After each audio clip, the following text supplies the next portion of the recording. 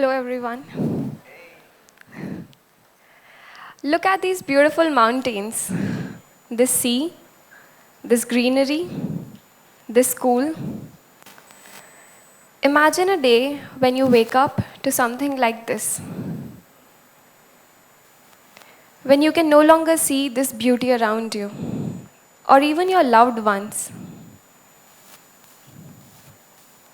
8 years ago, during the third year of my engineering in computer science, I started working on a college project, a reading and mobility glove for the blind that could help them read anything just by pointing their finger at it or navigate around unknown environments independently. Things changed for me when there was this little kid who started using the device and called his dad, saying, "Dad, some scientists have come to my school and they have built gloves for all of us. So now I can read and travel on my own."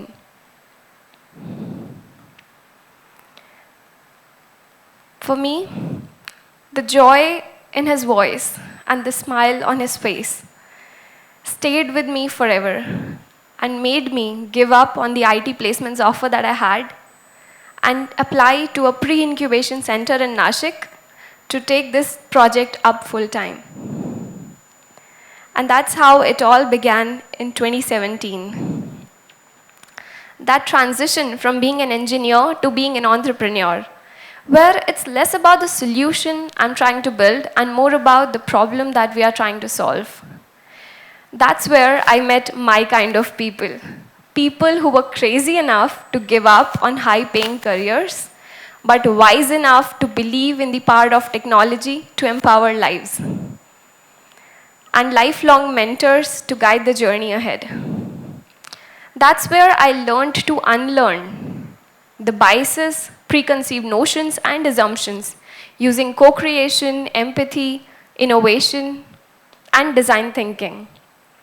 And that's how we started meeting around 150 blind and visually impaired individuals across 5 different cities, trying to understand the challenges they were facing, all the way from early grade visually impaired learners to PhD scholars, all the way from housewives to government employees to professors and lawyers, trying to see what can we solve for them.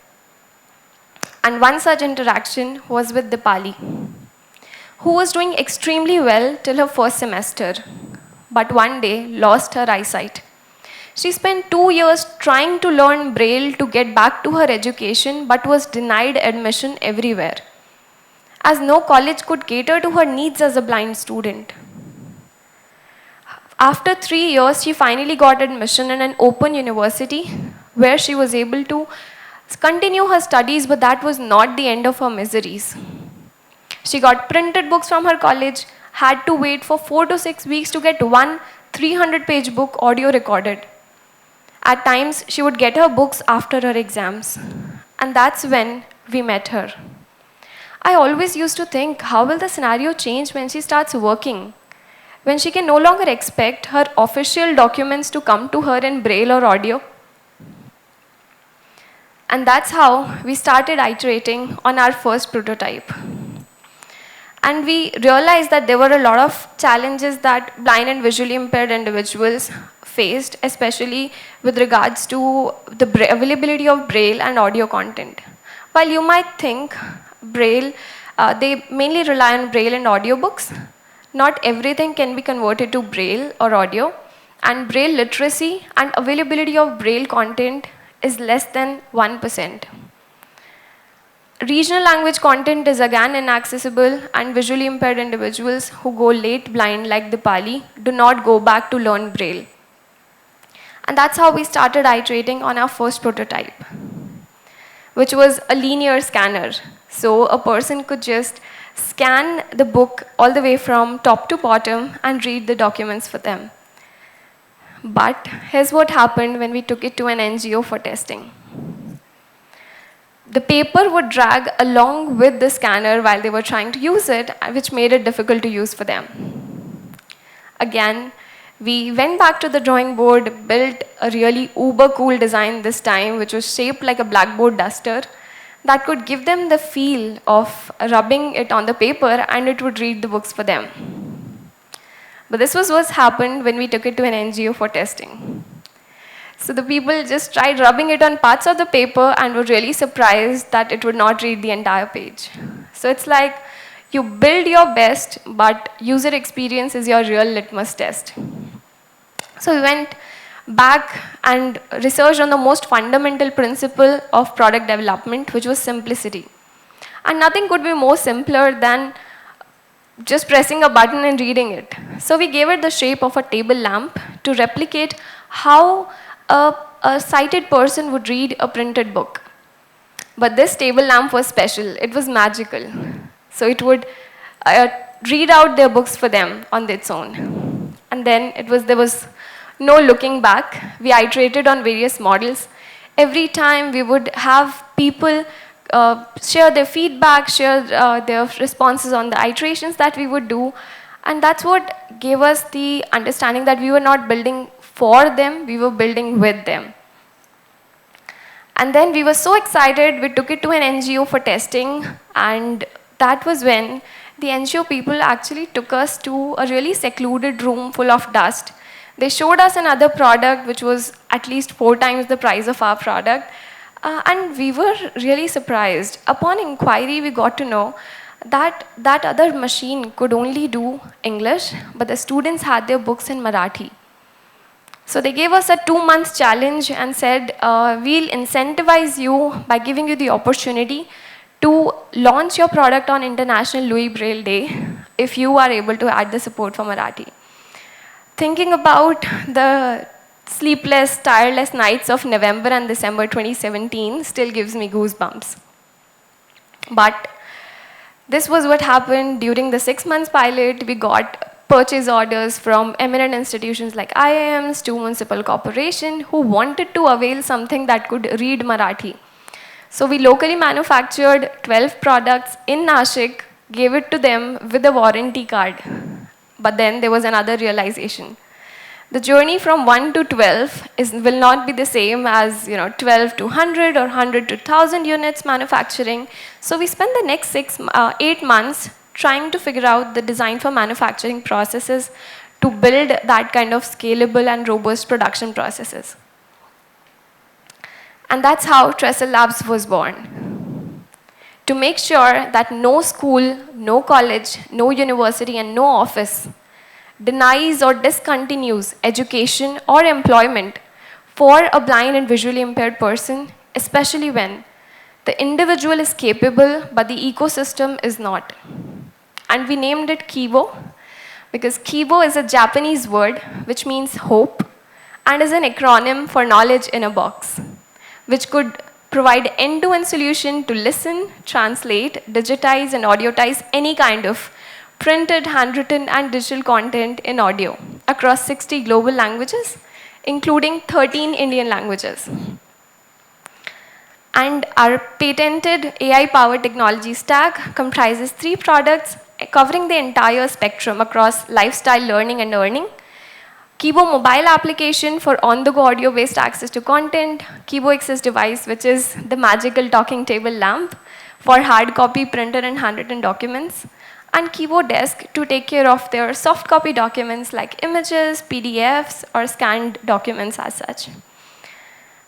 We also realized that constant innovation and keeping in pace with the user needs is something that we'll have to do, and it still fuels our journey today, which was understanding the need of the unserved and underserved market of global South, including India, Africa, other parts of Southeast Asia and South Asia. We also added handwritten tech support, which is empowering a lot of our visually impaired professors to check the handwritten answer sheets of their students today. Support for audiotization, so Dipali no longer has to wait for 4 to 6 weeks, it just takes less than 30 minutes. Support for translation, so language is no longer a barrier. Wherever you are, whoever you are, Kibo is for you. Launched in July 2019, we are today empowering 500 plus institutions, including schools, colleges, NGOs, libraries, offices, and have empowered 70,000 blind and visually impaired students and working professionals across 25 countries. And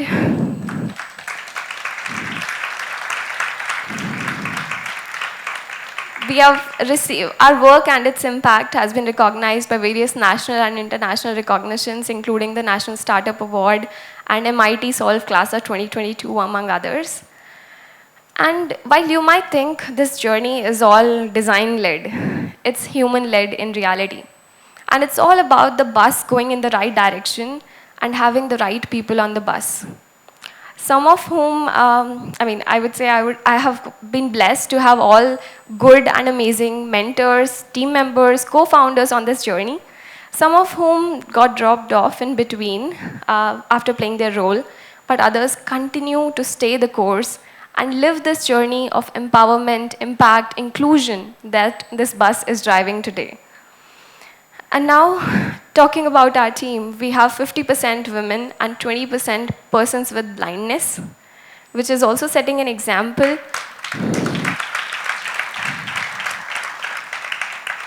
Which is also setting an example for the government and corporate entities to embrace inclusion as a society.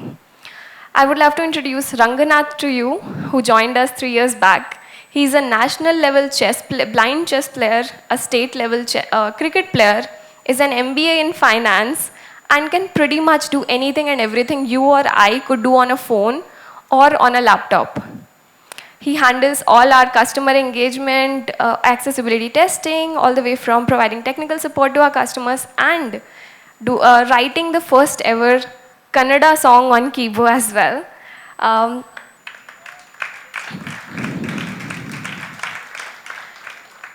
Meet Nityanand, who's done his bachelor's in social work, is an amazing audio editor, does music compositions, and has been working with us in driving all our organic marketing campaigns, and has also given the music composition for the song that Ranganath wrote, by the way.